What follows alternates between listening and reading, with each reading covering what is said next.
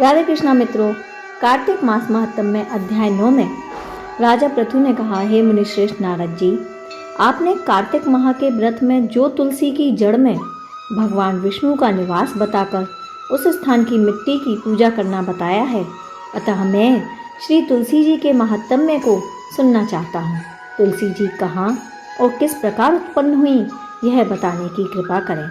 नारद जी बोले, राजन, अब आप तुलसी जी की महत्ता और उनके जन्म का प्राचीन इतिहास ध्यानपूर्वक सुनिए। एक बार देवगुरु बृहस्पति और देवराज इंद्र भगवान शंकर जी के दर्शन को लिए कैलाश पर्वत की ओर गए। तब वहाँ भगवान शंकर ने अपने भक्तों की परीक्षा लेने के लिए जटाधारी दिगंबर का रूप धारण कर लिया और उन दोनों के मार्ग में अवरोध उत्पन्न किया। यद्यपि वह तेजस्वी, शांत, लंबी भुजा और चौड़ी छाती वाले गौरवर्ण अपने विशाल नेत्रों से युक्त तथा सिर पर जटा धारण किए वैसे ही बैठे थे, तथापि उन भगवान शंकर को कोई न पहचान सका और उनको न पहचान कर इंद्र ने उनसे उनका नाम व धाम आदि पूछते हुए कहा, क्या भगवान शंकर अपने स्थान पर हैं या वो कहीं और गए हुए हैं? इस पर तपस्वी रूप भगवान शिव कुछ नहीं बोले। इंद्र को अपने त्रिलोकीनाथ होने का गर्व था। उसी अहंकार के कारण वह चुप न रह सका और उसने क्रोधित होते हुए उस तपस्वी को धुड़क कर कहा, अरे, मैंने तुझसे कुछ पूछा है और तू उसका उत्तर भी नहीं देता। मैं अभी तुझ पर वज्र का प्रहार करता हूँ, फिर देखना तू कि कौन तुझ दुर्मति की रक्षा कर पाएगा। इस प्रकार कहकर जैसे ही इंद्र ने उस जटाधारी दिगंबर को मारने के लिए हाथ में वज्र लिया, वैसे ही भगवान शिव ने वज्र सहित इंद्र का हाथ स्तंभित कर दिया और विकराल नेत्र धारण करके उसे देखा। उस समय ऐसा प्रतीत हो रहा था कि वह दिगंबर प्रज्वलित हो उठा हो और वह अपने तेज से सभी को जला देगा। भुजाएं स्तंभित होने के कारण इंद्र दुखित होने के साथ साथ अत्यंत कुपित भी हो गया, परंतु उस जटाधारी दिगंबर को प्रज्वलित देखकर बृहस्पति जी ने उन्हें भगवान शंकर जानकर पहचान लिया और उन्हें प्रणाम करके दंडवत होकर उनकी स्तुति करने लगे।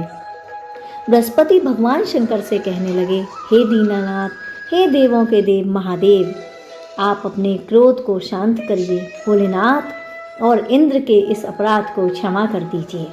बृहस्पति के इस प्रकार वचन सुनकर भगवान शंकर ने गंभीर वाणी में कहा, मैं अपने नेत्रों से निकाले हुए क्रोध को नहीं रोक सकता हूँ और किस प्रकार रोकूं, मैं इसका क्या करूँगा?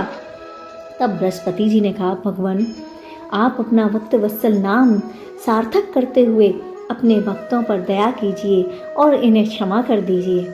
आप अपने इस तेज को कहीं और किसी स्थान पर स्थापित कर दीजिए और इंद्र का उद्धार कीजिए।